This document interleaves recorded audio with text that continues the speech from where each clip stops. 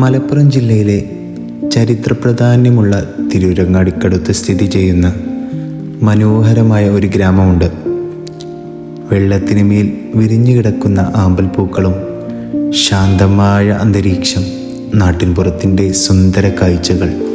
അതെ, കുറച്ചു കാലങ്ങളായിട്ട് ആമ്പൽപ്പാടത്തിൻ്റെ പേരിൽ കൂടുതൽ പേർ അറിയപ്പെടുന്ന ചെറുമുക്കിലെ ആമ്പൽപ്പാടമാണ് നമ്മുടെ ഇന്നത്തെ ട്രാവൽ സ്റ്റോറി.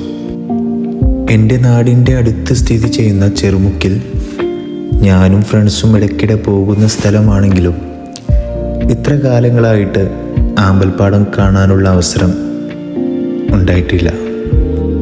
കുറച്ച് വർഷങ്ങളായിട്ട് ആമ്പൽപ്പാടത്തിൻ്റെ വിശേഷങ്ങൾ കേൾക്കുന്നുണ്ടെങ്കിലും ഇന്നാണ് അതിനുള്ള അവസരം ഒത്തുവന്നത്.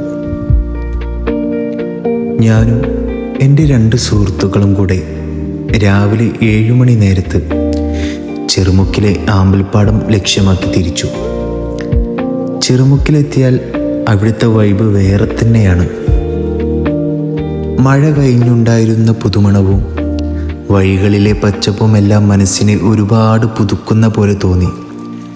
വഴി കടന്നു പോകുമ്പോൾ ഗ്രാമീണ ജീവിതത്തിൻ്റെ ശാന്തമായ ദൃശ്യങ്ങൾ, ചെറുവീടുകൾ, കൊച്ചു കിടങ്ങുകൾ, നാട്ടിൻപാടം എല്ലാം യാത്രയെ ഒരു കഥ പോലെ മാറ്റി. തലേ ദിവസങ്ങളിലായിട്ട് മഴ പെയ്തതുകൊണ്ട് തന്നെ പാടത്ത് വെള്ളം കുറച്ച് കൂടിയിട്ടുണ്ട്. അതുകൊണ്ട് തന്നെ വരുന്നവർ വെള്ളം കുറവ് സമയത്ത് വരാൻ ശ്രദ്ധിക്കുക. പാടത്തിനിടയിലൂടെ ഒഴുകുന്ന തോടും ഇടക്ക് കുഴികളും ഉണ്ടാവാൻ സാധ്യതകൾ ഏറെയാണ്.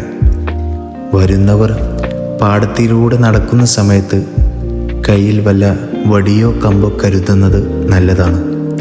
അത് നമുക്ക് മുന്നോട്ട് നടക്കാനും അതുവഴി ആഴം അറിയാനും സാധിക്കും.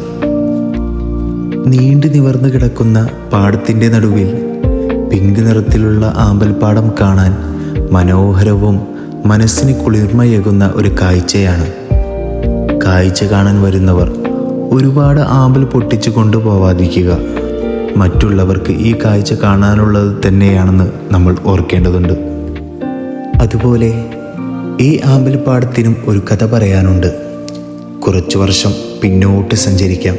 അതെ, ഏകദേശം 20 വർഷം മുന്നേ ചെറുമുക്ക് ഭാഗം താമസിച്ചിരുന്ന സുഹറ എന്ന ഇത്ത തിരുനാവാഴ ചെമ്മീൻ കൃഷിയിൽ നിന്ന് കിട്ടിയ ആമ്പലിൻ്റെ കിഴങ്ങ് ചെറുമുക്ക് പാടത്തിലെ തോട്ടിലിടുകയും പിന്നീട് കാലങ്ങൾക്കിപ്പുറം അത് പാടമൊട്ടാകെ പരക്കുകയും ചെയ്തു.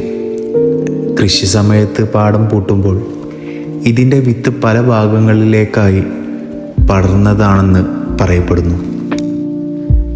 പ്രകൃതിയൊരുക്കിയ ഈ മനോഹരമായ കാഴ്ച കാണാൻ വേഗം തിരൂരങ്ങാടി ചെറുമുക്കിലേക്ക് വിട്ടോളി. മറ്റൊരു വീഡിയോയുമായി